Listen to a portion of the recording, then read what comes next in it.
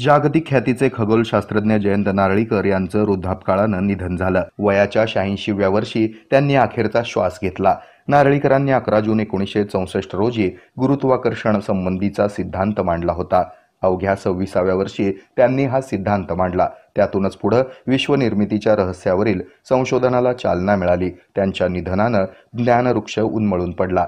हे महाराष्ट्राचंच नाही तर देशाचं देखील अपरिमित नुकसान आहे, अशी भावना उच्च आणि तंत्र शिक्षण मंत्री चंद्रकांत पाटील यांनी व्यक्त केली।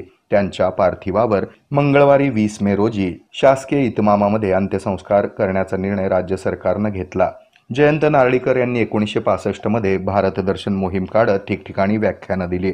सरकारकडूनही नारळीकरांची दखल घेण्यात आली होती। 1965 मध्ये त्यांना पद्मभूषण या पुरस्कारानं गौरवण्यात आलं होतं। त्यावेळी ते 27 वर्षांचे होते। पुढे 2004 मध्ये त्यांना पद्मविभूषण सन्मानही मिळाला। 2010 मध्ये त्यांना महाराष्ट्र भूषण पुरस्कारानं सन्मानित करण्यात आलं।